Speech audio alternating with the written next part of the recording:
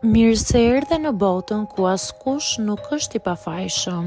Sekrete shqiptare, vendi ku rrëfimet më të thella, më të ndaluara dhe më të pathëna të shqiptarëve marrin zë.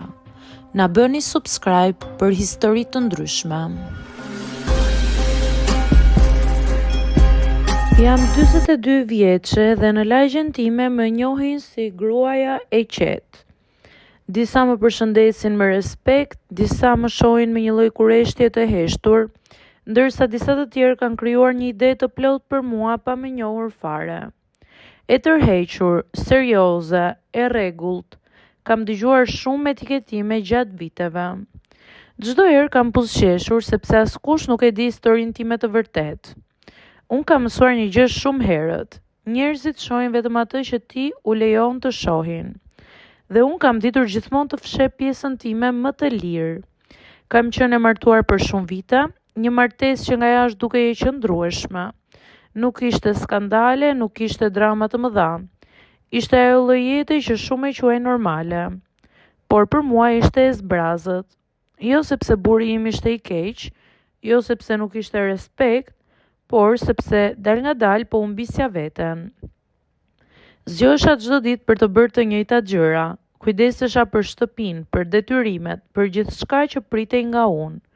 Dhe me kalimin e viteve fillova të ndjej një ndjesi që nuk dija si ta shpjegoja. Sikur po jetoja jetën e dikujt tjetër. Kur u ndam, shumë njerëz menduan që jeta ime do të bëhej më e vështirë. Çfarë do të bëj ajo tani? Si do jetoj ajo vetëm? Do e ketë të vështirë në këtë moshë. Por e vërteta ishte krejt ndryshe. Për mua ishte vetëm fillimi. Pata frikë normalisht, nuk e mohoj. Të fillosh nga e para në moshën 42 vjeçare nuk është e lehtë. Ka pasiguri, ka momente vetmie, ka net ku mendon shumë, por bashkë me këto erdhi dhe diçka tjetër, liria. Një ndjesi që nuk e kisha provuar prej kohësh. Fillova të dal më shpesh, në fillim vetëm për kafe, për një shëtitje, për të ndryshuar ajër, pastaj fillova të pranoj takime. Jo sepse kisha nevojë për dikë, por sepse doja të njihja botën ndryshe. Të njihja njerëz, të ndjeja emocione që i kisha harruar. Kam takuar burra të ndryshëm, disa shumë të qetë, disa plot humor, disa që flisnin pa pushim dhe disa që të dëgjonin me vëmendje. Disa më bënin të qesh me gjithë zemër. Disa të tjerë më bënin të kuptoj çfarë nuk dua më në jetën time. Dhe disa thjesht kalonin si një eksperiencë që më mësonte diçka. Por ajo që ka rëndësi është kjo. Çdo takim ishte një zgjedhje e imja, jo një detyrim, jo një nevojë, por një zgjedhje. Në lagje sigurisht kjo nuk kaloi pa u vënë re. Njerëzit flasin dhe do vazhdojnë të flasin. E ndjej në shikimet e grave kur kaloj pranë tyre. E kuptoj nga mënyra si disa burra më shikojnë me një përzierje kurreshtje dhe respekti. Kam dëgjuar edhe fjalë pas shpine. Po del shumë, nuk i ka hije, është bërë ndryshe. Dhe ndoshta kam të drejtë për një gjë. Po, kam ndryshuar. Sepse nuk jam më ajo gruaja që jetonte sipas pritshmërive të tjerëve. Jam unë ajo që zgjedh vetë.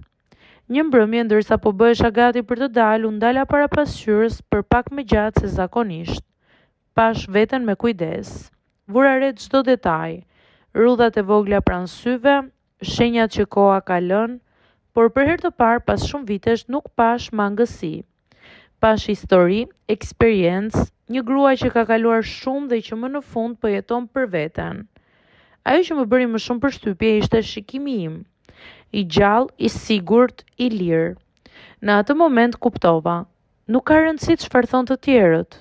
Nuk ka rëndësi si të etiketojnë, sepse askush nuk di çfarë ke kaluar ti. Askush nuk e di sa herë ke heshtur për të mos prishur qetësinë e të tjerëve.